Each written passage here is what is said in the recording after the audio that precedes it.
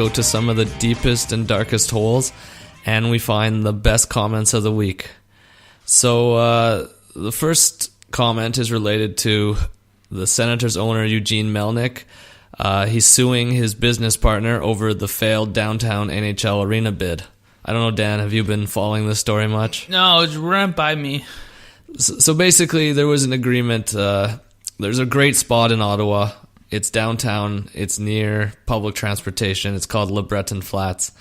And there was agreement that Melnyk and a developing company would work together to make the arena, but also I think there was like some condos and malls and things like that. That had to go? No.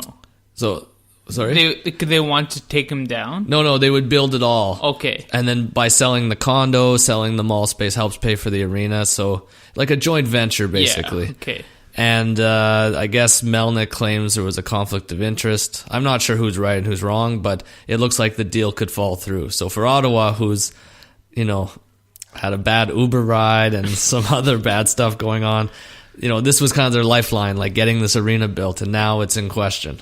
It was a long deal in the making. Yeah, they've been working on it for a while. Yeah. And it's really, like most people say, like this is the spot to put the arena. Like it's a great location. So Nwambi wrote, Eugene Melnyk has the opposite of the Midas touch, the Taco Bell Fondle. Oh man, Taco Bell? Why Taco Bell? Well, like Midas touch, of course, refers to when you touch something turns to gold. Yeah. Taco Bell gives you the shits. So the Taco Bell Fondle turns to shit. Fondling the belly. Yeah, exactly. The anus.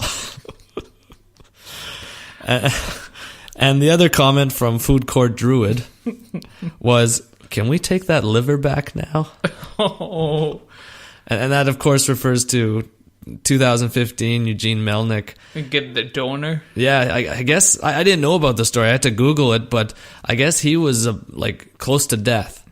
And he had to make a public sort of request, if anyone has an extra liver, bring it by the hospital. And some anonymous donor did it, saved his life. So, the Ottawa fans are at the point. Yeah, man. And you think Melnyk's eyes would be open, You think he'd be like Scrooge after, getting a kidney? No, after he sees the ghost of past and future, like generous after, being that close to death. But no, he's suing his business partner. Yeah. All right. We've got some more comments on Laine scoring 5 goals. Man, he's been on a tear. Oh, man. That 5-goal performance was against Minnesota. I think it was on Dubinsky. Yeah, it might have been Minnesota. Yeah. To be honest, I can't remember who was against. I just remember a lot of pucks hitting twine. Yeah, Laine being the deliverer of pucks. Blake Wheeler, the man setting him up for most of them. Outstanding passer. But on to the comment. This from Crack Spider's Bitch. 5th goal? Oh my god, it's finally happened. The moment we've all been waiting for. Pay up, Safeway. Yes. Safeway score and win challenge. We see it every home game. If one player scores 5 or more goals, some lucky winner is winning $1 million. And we were so close in Calgary. We had Jankowski with 4. Yeah, and big. We had Bennett with 4. And, you just think 5 goals never going to happen. But, man, Laine, and the thing was he made it look so easy. Just every shot. Whoosh, whoosh. Yeah, he definitely made it look easy. The other comment is by Scoot Liff. Whatever that means. All that Fortnite is giving him an unfair advantage.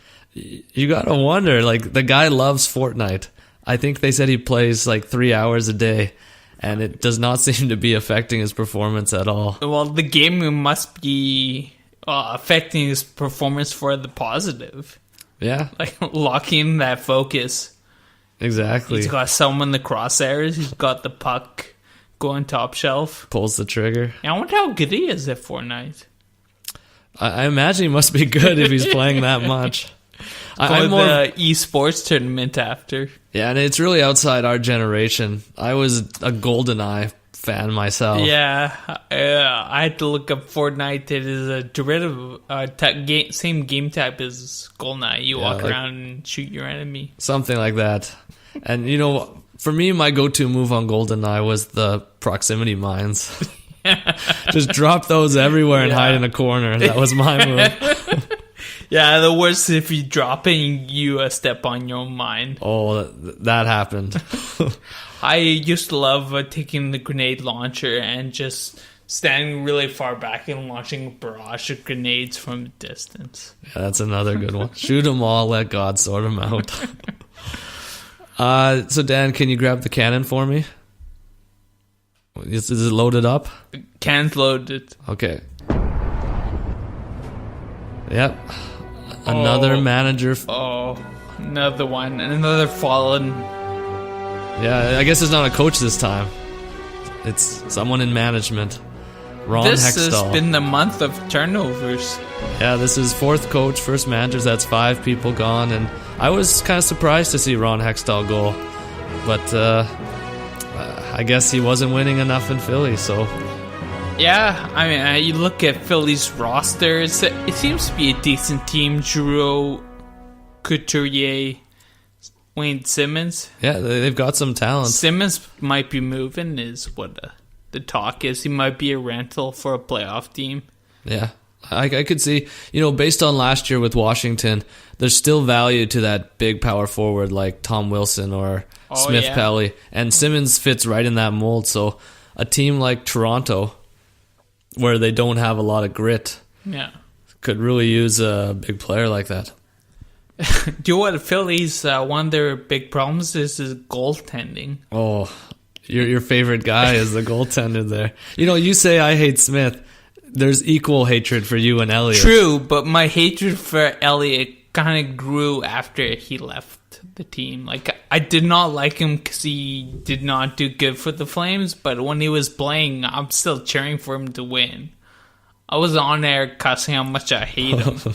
But it was a after love-hate. he left the team, you know, my feelings kind of were able to open up about my hatred towards him. It's good you could remove the repression and just let your feelings out. But yeah, going back to the Philly, the comments, a nice simple comment from Braden. GM Gritty? Oh, referring to their mascot? Yeah, you know, he's the inspiration for our award-winning Meet a Mascot segments. And and he is gritty. I gotta say, man, as time goes on, the idea of him, a gritty mascot, is kind of making sense. You know, maybe he'd be a good GM as well. You know, I would love to see gritty choices when it comes to drafting. No, just one game. Gritty is the GM. They put him in a suit. You know, the camera takes that shot of the GM when he's watching the game, and it's Gritty up there in the owner's box. I just think it'd be what do you kind of funny. Think he sounds like? What kind of voice would think of Gritty? I think we talked about this last week. Do you want to do your impression again? No, it'd be some Sesame Street trash can talk. But there were some other names thrown out and for GM of the Flyers besides Gritty. All right. Chris Pronger's name came up. I think Chuck Fletcher's name came up, the former GM of Minnesota. And there's a few others, but we'll see who they actually land on. Has Prongs had much success after his playing career? I think he's assistant GM for Florida. Yeah. So he hasn't done it himself, but he's been learning. Yeah, and he's got... Works. Oh, sorry? He's in training. Exactly. And he's got the status. You know, it's like Steve Yzerman takes the job. Don't put Chris Pronger on the same level as Steve Yzerman. No, not as an executive, but as a status level. Like Chris Pronger in Philly he's Chris Pronger. Like, you know, he gets instant respect. Yeah. Yeah. Prongs. Do you have a season in Calgary? No. Not even close. I remember he stomped a Flame. Or maybe it wasn't a Flame, but I do remember he stomped someone in the playoffs. Oh, man. And he was in Edmonton. Yeah, that's right. Yeah. Oh, man. All right, moving on, we got some Flames comments. This by BFG Skizzles.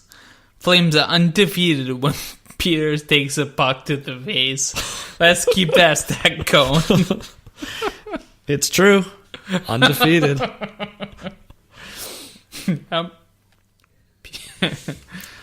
So will you propose that someone just rifles the puck towards the bench? It has to be spontaneous. But this is what has to happen, though. If the puck's coming for Peter's face, he can't move. Or be looking at it. It has to be completely by surprise. Yeah. Blindsided puck to the face is a guaranteed victory. He's going to have a pretty messed up face. All right, should we do some verses? All right, let's move on. Versus.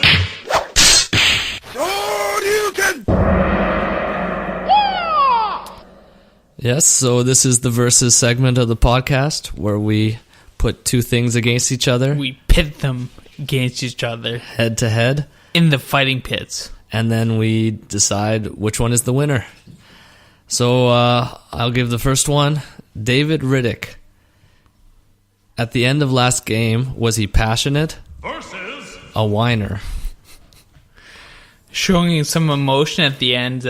Really giving hell about getting that interference goal not turned back. And then breaking his stick. Smashing his Twiggy. I boomeranged my Twiggy into the glass. I was so mad. Yeah, man. His Twiggy boomerang after being crashed on that crossbar. You know, a lot of what we've seen from Riddick's emotions have been all like happy, playing awesome, and we're winning. And so seeing a passionate, angry side, it looked kind of whiny-ish, you know. I find his, I don't know, kind of his childish, easygoing happiness, kind of whimsical, but on the flip side to whimsical is a whiny. So you're saying you're going with whiner? I'm going with the whiner. Okay, for me, I can see that argument, but I'd always rather take passion. A passionate player is better than a non-passionate player. So, and I think that's where it comes from. Would you consider Mike Smith a passionate player? No, I consider him a flopper. All right. So yeah, I go passion. Should we go to the next one? All right. Who would you rather have? Bennett Versus. Neil. And think of it as, would you much rather have a potential up-and-comer, you know, a potential really strong player but has yet to crack or break through, or a seasoned veteran who is struggling but, you know, has proven himself 30-goal seasons? Yeah, for me, I would go for Neil because he's done it before, so you know he can do it. Yeah. And so based on that, I would say go with the proven commodity. Yeah. With that, I'd just like to add, when it comes to playoffs, is when he'll be, his value will be much more noticeable. I have way more faith in Neil come playoff time as opposed to Bennett. So you're also going Neil? Yeah, I think Neil's the winner in that one. Oh man, I'm a bit surprised actually. None of us went with Bennett. I guess it is weird because Bennett is playing better than Neil now. And yeah, I guess he's just disappointed us so many times in the past that. Yeah, that's true. You know, Neil's a fresh face that we can hopefully pin some hopes to. Yeah, pin some hopes to.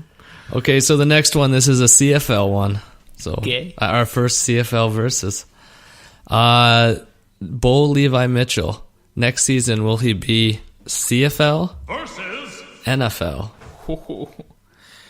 It feels like he's definitely going to make that NFL run. I'm sure no one in the right mind who has a chance to play in the NFL will choose to stay in the CFL.